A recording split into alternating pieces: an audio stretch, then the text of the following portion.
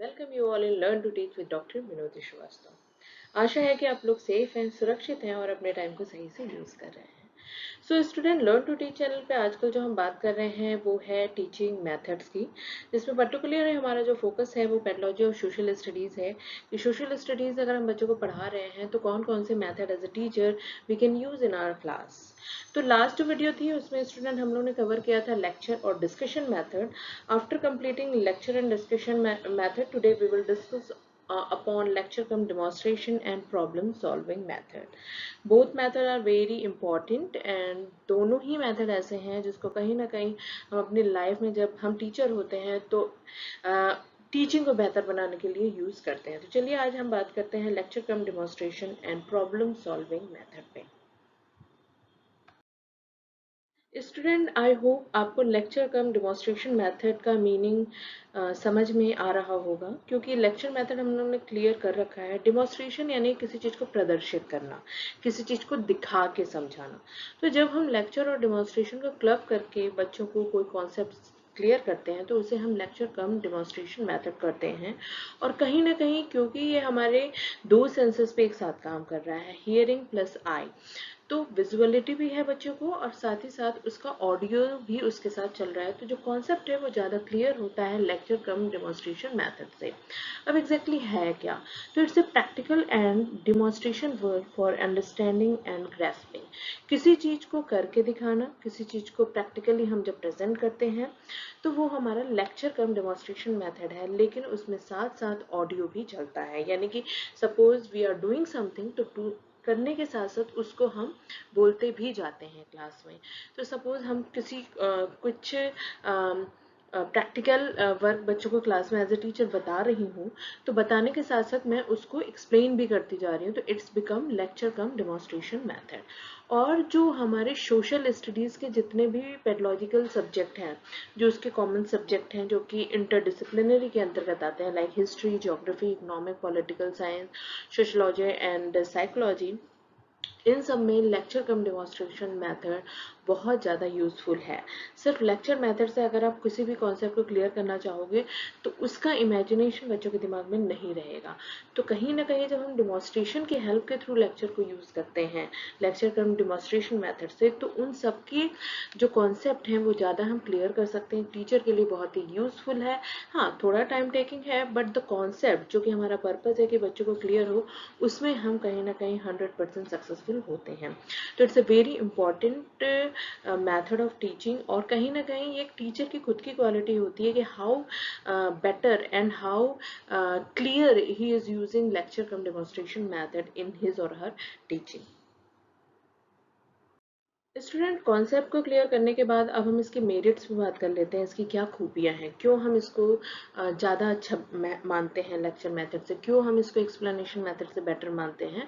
तो इसकी कुछ खूबियां हैं। सबसे पहली पार्ट जो है वो कह रहा है active participation, participation of student as well as teacher. तो यानी कि क्लास में जितने भी बच्चे बैठे हैं they are actively involve in the teaching. Help in mental develop, बच्चे का मेंटल डेवलप करने में हेल्पफुल है, बिकॉज बच्चे सोचते हैं, डिस्कशन करते हैं, चीज़ों को अपने से निकालते हैं, यानी कि जो भी उनकी थिंकिंग है उसको बाहर निकालने की कोशिश करते हैं। Helping the task of the teacher, और टीचर के टास्क को इसलिए हेल्प करता है बिकॉज लेक्चर से वो कॉन्सेप्ट क्लियर नहीं हो सकता है। कॉन्सेप्ट को क्लियर करने के लिए दो सेंसेस एक साथ काम कर रहे हैं। लेक्चर कम डेमोन्स्ट्रेशन में बच्चा देख भी रहा है, सुन भी रहा है, तो टीचर की हेल्प हो रही है। क्लियर एंड परमानेंट नॉलेज, बच्चों को जो नॉलेज मिल रही है वो परमानेंट है, वो सिर्फ एग्जाम पास करने के लिए नहीं है, लाइफ लॉन्ग के लिए उसे लर्निंग और नॉलेज मिल रही है। इकोनॉमिकल मेथड, इकोनॉमिकल इसलिए है क्योंकि लेक्चर में कोई खर्चा होना नहीं है, डिमॉन्स्ट्रेशन में जो खर्चा है वो बहुत ज़्यादा नहीं होता है। तो इकोनॉमिकली एक तरीके से बेटर हमें ये मेथड देखने को मिलता है जब हम किसी कॉन्सेप्ट को बच्चों को क्लियर करना चाहते हैं। और इसकी एक खासियत ये भी है कि हर एज के लिए बेटर है, छोटे बच्चों के लिए तो स्पेशली बहुत ज़्यादा यूजफुल है। उनको डिमॉन्स्ट्रेशन भी दिया जा रहा है, साथ ही साथ उसके लेक्चर के थ्रू उसे कॉन्सेप्ट को क्लियर किया जा रहा है। स्टूडेंट मेरिट्स को जानने के बाद अब हम इसके कुछ डीमेरिट्स या इसके दोष को भी जान लेते हैं। ऑल तो बहुत ज़्यादा नहीं है, बट फिर भी कुछ हमें इसकी कमियां देखने को मिलती हैं जब हम इसको अप्लाई करते हैं। Lack of opportunity for developing practical ability. बच्चों में कुछ हद तक प्रैक्टिकल एबिलिटी इससे कम हमें देखने को मिलती है। उतनी अच्छी प्रैक्टिकल एबिलिटी हम डेवलप नहीं कर सकते हैं। Inadequate due to psychological reason. कभी कभी ये इनएडिक्वेट होती है। टीचर जो है वो कभी कभी अगर बेटर या सही लेक्चर नहीं दिया तो बच्चे के जो कॉन्सेप्ट है वो भी गड़बड़ हो सकता है, और ये कॉन्सेप्ट जो कि लाइफ लॉन्ग के लिए बन रहा है वो हमेशा के लिए उसके लिए खराब हो सकता है। Practical limitation and problem. Practical limitation से प्रॉब्लम से तात्पर्य यहाँ है कि एक ऐसा टीचर मिलना जो कि अच्छे से डिमॉन्स्ट्रेशन और लेक्चर को क्लब कर सके, वो प्रैक्टिकल लाइफ में थोड़ा सा मुश्किल है। अदरवाइज ये कोई डिमेरिट्स इसकी बहुत बड़ी नहीं है, इसकी खूबियां ज़्यादा हैं, तो डिमेरिट्स कहीं ना कहीं इसकी हाइड हो जाती हैं। स्टूडेंट, लेक्चर कम डेमोन्स्ट्रेशन मेथड को समझने के बाद अब हम बात कर लेते हैं problem solving method. One of the authentic method जो कि हर एक टीचर की लाइफ में ज़रूर होता ही है, क्योंकि हमेशा सारी सिचुएशन आपके फेवर में नहीं होती हैं। कभी कभी इन्वायरमेंट से रिलेटेड, एटमॉस्फेयर से रिलेटेड, स्टूडेंट से रिलेटेड, कंटेंट से रिलेटेड प्रॉब्लम टीचर्स को फेस करनी पड़ती है। तो उनको हम कैसे अपनी टीचिंग को बेहतर बनाने के लिए वो कैसे मेथड हैं जैसे कि हम कॉन्सेप्ट को या कंटेंट को बच्चों को सही से समझा सकते हैं। तो चलिए आइए बात करते हैं प्रॉब्लम सॉल्विंग मेथड पे। एग्जैक्टली ये मेथड है क्या। तो जैसा कि आपको नाम से ही समझ में आ रहा है, some method and technique suggested और carried out for solving problem of the student. यहाँ पे स्टूडेंट बताया गया है, बट प्रॉब्लम सॉल्विंग मेथड में सिर्फ और सिर्फ हम स्टूडेंट से रिलेटेड प्रॉब्लम को सॉल्व नहीं करते हैं। कंटेंट रिलेटेड प्रॉब्लम हो सकती है, क्लासरूम एनवायरनमेंट से रिलेटेड हो सकती है, और एज वेल एज टीचर के खुद के पर्सनैलिटी एंड एटीट्यूड से रिलेटेड प्रॉब्लम भी हो सकती है। तो उसको भी हम प्रॉब्लम सॉल्विंग मेथड में यूज करते हैं। Problem method is one of the method of teaching learning, जैसा कि हमें पता ही है। तो सबसे पहले जो इसका इंपॉर्टेंट पार्ट होगा वो है एक पर्टिकुलर प्रॉब्लम। एक टीचर जब वो टीचिंग करने जाता है तो कहीं ना कहीं उसे जब कोई एक प्रॉब्लम समझ में आने लगती है, एक दिन क्लास ली, दूसरे दिन क्लास ली, उससे समझ में आने लगा कुछ तो प्रॉब्लम है जो बच्चे कंटेंट को नहीं समझ पा रहे हैं, या हो सकता है कुछ ऐसी प्रॉब्लम है जिसके थ्रू मैं खुद से बच्चों को बेहतर नहीं समझा पा रही हूँ। तो वो एग्जैक्टली प्रॉब्लम क्या है उसे ढूंढना, एक पर्टिकुलर प्रॉब्लम निकालना। Solution keeping in view the interest, need and ability of the student. Student से अगर रिलेटेड प्रॉब्लम है तो स्टूडेंट की एबिलिटी के अकॉर्डिंग हमें सॉल्यूशन ढूंढना है। और इसमें बहुत इंपॉर्टेंट पार्ट है कि बच्चे इंटरेस्टेड हैं या नहीं है सॉल्यूशन ढूंढने में। क्या जो स्कूल के एडमिनिस्ट्रेशन है वो हमें हेल्प करेगा या नहीं करेगा, नीड है या नहीं है सॉल्यूशन को ढूंढने में। तो ये सारी चीज़ें हमें अपने दिमाग में रखनी है when we are going for problem solving method. अब बात कर लेते हैं इसकी खूबियाँ, कैरेक्टरिस्टिक्स क्या हैं, क्या गुण हैं इसके। तो यहाँ पे हम तीन बातों पे पहले बात करेंगे। सबसे पहले बच्चों के दिमाग में यहाँ क्वेश्चंस होते हैं। कोई भी कंटेंट अगर आप दो या कोई भी प्रैक्टिकल वर्क करो, ये क्यों है, क्या क्या है, इसके क्या महत्व है, क्यों ये हो रहा है। तो वो सारे क्वेश्चन को कहीं ना कहीं प्रॉब्लम सॉल्विंग मेथड जो है वो सॉल्व करने में हमारी मदद करती है। बच्चों को अगर कोई कंटेंट से रिलेटेड प्रॉब्लम, सपोज आपने कोई प्रैक्टिकल वर्क कराया, अब बच्चों को समझ में नहीं आ रहा, टीचर आपने ये जो कराया है उसका क्या पर्पज है, तो वो एक प्रॉब्लम है बच्चों के लिए जिसको कि हम सॉल्व करेंगे। सपोज हमारे क्लास में कोई बच्चा है जिसको राइटिंग वर्क में प्रॉब्लम आ रही है, जिससे कि वो हमारे कॉन्सेप्ट को क्लियर नहीं कर, तो उसकी राइटिंग वर्क को हम कैसे सॉल्व कर सकते हैं, कैसे सुधार सकते हैं।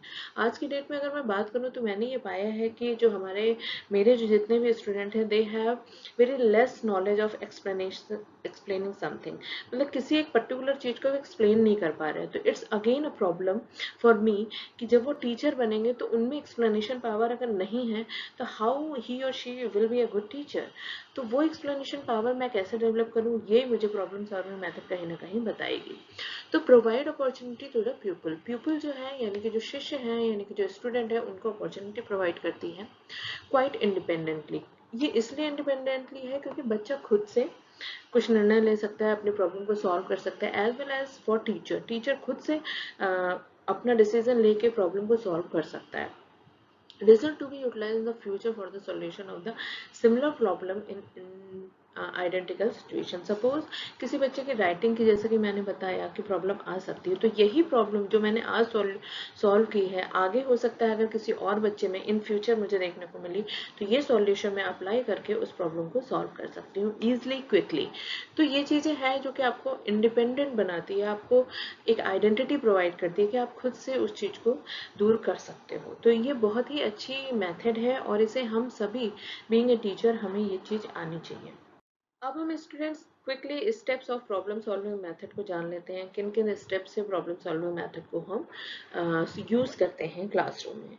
कन्फ्रंटेशन विद द प्रॉब्लम, सबसे पहले आप डायग्नोज करो, ढूंढो क्या प्रॉब्लम है, तभी आप उसके सॉल्यूशन की तरफ बढ़ोगे। अंडरस्टैंडिंग द प्रॉब्लम, प्रॉब्लम को समझो, क्या ये इसका सॉल्यूशन निकालना पॉसिबल है, स्टूडेंट के लिए है, टीचर के लिए है, क्लासरूम एनवायरनमेंट के लिए, किससे रिलेटेड वो प्रॉब्लम है। Collection of relevant information and data, आप डेटा को कलेक्ट करो, रिलेवेंट इंफॉर्मेशन निकालो इस प्रॉब्लम से related. Analysis of the collected data और इंफॉर्मेशन, अब उसकी गहनता से हमें अध्ययन करना है, यानी कि जो भी हमने इंफॉर्मेशन कलेक्ट की है उस प्रॉब्लम से रिगार्डिंग, उसके क्या क्या इफ्स एंड बट है, मतलब क्या क्या चीजें हैं, everything we have to know about that particular problem. Formulation of hypothesis और टेंटेटिव सॉल्यूशन, हमें जैसा कि पता ही है हाइपोथेसिस या परिकल्पना जो होती है वो किसी भी परीक्षण की एक तरीके की टेंटेटिव सॉल्यूशन होता है कि इसको अगर हम इस तरीके से करें तो शायद हमारा बेहतर रिजल्ट निकले, तो एक टेंटेटिव रिजल्ट हम निकालते हैं थ्रू हाइपोथेसिस, तो वो हमें करना है। Selection and testing of a proper hypothesis, जो भी हमने हाइपोथेसिस बनाई है रिगार्डिंग आवर प्रॉब्लम उसको हम टेस्ट करते हैं, यानी कि अप्लाई करने की कोशिश करते हैं।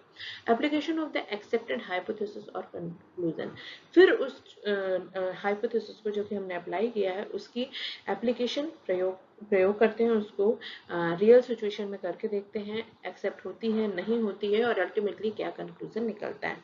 तो these are some steps for problem solving method. तो स्टूडेंट अब हम इसके मेरिट्स पे बात कर लेते हैं, क्या गुण हैं इसके। तो गुण सबसे पहला है साइकोलॉजिकल मेथड, क्योंकि ये हमारे माइंड को खेलता है, यानी कि माइंड से डील करता है एक तरीके से, चाहे वो स्टूडेंट की खुद की पर्सनल प्रॉब्लम हो, प्रोफेशनल प्रॉब्लम हो या लर्निंग की प्रॉब्लम हो, कोई भी हो, साइकोलॉजिकली एक तरीके से हमारी हेल्प करता है। Helping in getting rid of many classroom problem, मैंने जैसा कि पहले भी बात की है, सिर्फ और सिर्फ स्टूडेंट से रिलेटेड प्रॉब्लम नहीं होगी, classroom environment, classroom content, sitting arrangement, कुछ भी हो सकता है, लाइट हो सकती है, प्रॉपर एयर हो सकती है, कुछ भी हो सकती है, उन सारी प्रॉब्लम से एक तरीके से निजात पाने के लिए हेल्पफुल है। Helpful in developing mental faculties, आपके माइंड को शांत करती है।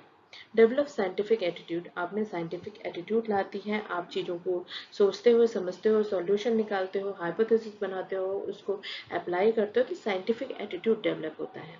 प्रॉब्लम सॉल्विंग एटीट्यूड, और कहीं ना कहीं आप प्रॉब्लम के साथ जूझने नहीं लगते हो, आप कहीं ना कहीं उसके सॉल्यूशन की तरफ बढ़ते हो। प्रॉब्लम आई है तो कैसे हम इससे इससे निजात पा सकते हैं, कैसे हम इसको हटा सकते हैं, तो वो एटीट्यूड डेवलप होता है। Making the learning practical and useful, और ये करने से कहीं ना कहीं जो हमारी लर्निंग है वो बेहतर बनती है और सही मायने में सही दिशा में चलती है। Development of good habits and virtues, और एक अच्छी आदत आप में डेवलप होती है। हेल्दी पीपल टीचर रिलेशनशिप, एक अगर टीचर ऐसा मिलता है जो कि स्टूडेंट की प्रॉब्लम को सॉल्व करने की गट्स रखता है, एटीट्यूड रखता है, तो वो टीचर हमेशा बच्चों के लिए फेवरेट रहता है, कहीं ना कहीं रिस्पेक्ट बच्चों में ज़्यादा रहती है उस टीचर के प्रति, और रिलेशनशिप की जो बात है वो अच्छी बनती है टीचर और स्टूडेंट में, अगर टीचर जो है वो हेल्पफुल है to solve problem of student. Ultimately student अब हम इसके डीमेरिट्स या दोषों पे बात कर लेते हैं, क्योंकि हर मेथड में सिर्फ गुण नहीं हो सकता है, कुछ ना कुछ खामियां भी होती हैं, सिचुएशन के अकॉर्डिंग खामियां हमें देखने को मिलती हैं। तो पहली जो इसकी खामियां हैं वो है लिमिटेड एप्लीकेबिलिटी, हर आपको टीचर ऐसे एटीट्यूड का नहीं मिल सकता है जो कि प्रॉब्लम सॉल्विंग मेथड को अप्लाई करे, तो ऐसे टीचर ढूंढना ही अपने आप में एक बहुत बड़ा टास्क होता है किसी भी एडमिनिस्ट्रेशन या किसी भी ऑर्गेनाइजेशन के लिए। Difficult to coverage of the syllabus, अगर हम हर प्रॉब्लम को, यानी कि स्टूडेंट की या क्लासरूम की हर प्रॉब्लम को प्रॉब्लम सॉल्व मेथड से करने लगे या हर कंटेंट को प्रॉब्लम सॉल्विंग मेथड से करने लगे, तो जो कवर हम सिलेबस करने का हमारे पास जो डेडलाइन होती है वो पॉसिबल नहीं है, तो it is quite difficult to cover the syllabus through a problem solving method. Difficult from the part of student, या समटाइम जो स्टूडेंट जो होते हैं they are not very free to talk to their teachers कि हमें ये problem आ रही है, तो शाई होते हैं, अपनी प्रॉब्लम को छुपा लेते हैं, तो ये उनके लिए थोड़ा डिफिकल्ट है। रिस्पॉन्सिबिलिटी ऑफ ए टीचर, एक टीचर है उसकी रिस्पॉन्सिबिलिटी काफ़ी बढ़ जाती है, क्योंकि सिर्फ और सिर्फ उसके पास काम टीचिंग का नहीं होता है, टीचिंग के अलावा भी बहुत से एडमिनिस्ट्रेटिव काम होते हैं जो कि टीचर को करना है, तो कहीं ना कहीं रिस्पॉन्सिबिलिटी बढ़ती है। Lack of proper means and materials, बहुत से ऐसे मटेरियल है ही नहीं हमारे स्कूल में जिससे कि हम प्रॉब्लम सॉल्विंग मेथड की तरफ आगे बढ़ सकें। Not suitable for present day situation, depend करता है आपकी सिचुएशन क्या है और आप कितने समय में क्या काम करते हो, तो ये सिचुएशन टू सिचुएशन डिपेंड करती है। कभी सिचुएशन बन सकती है और कभी सिचुएशन नहीं है कि आप उस पर्टिकुलर प्रॉब्लम को प्रॉब्लम सॉल्विंग मेथड के थ्रू कर सको। तो स्टूडेंट, आज हमने दो टीचिंग मेथड पे बात करी है, लेक्चर कम डेमोन्स्ट्रेशन मेथड और प्रॉब्लम सॉल्विंग मेथड। होप ये दोनों मेथड आपको क्लियर हुआ होगा। ये दोनों ही मेथड सोशल स्टडीज़ के लिए काफ़ी यूज़फुल हैं, काफ़ी पूछे जाते हैं, लेकिन अदर जो हमारे बायोलॉजिकल सब्जेक्ट हैं उसमें भी कहीं ना कहीं इन दोनों ही मेथड को यूज़ किया जाता है। तो अगर मैं कॉन्सेप्ट की बात करूँ तो अदर टीचिंग मेथड जो है उसमें भी हम इसको देख सकते हैं, सिर्फ और सिर्फ सोशल स्टडीज़ के लिए नहीं, अदर पेडोलॉजी में भी ये यूज़फुल है। तो हम मिलते हैं अपने नेक्स्ट वीडियो में नेक्स्ट मेथड के साथ, तब तक आप अपना ख्याल रखिए, फैमिली वालों का ख्याल रखिए। मिलते हैं, till then take care and bye.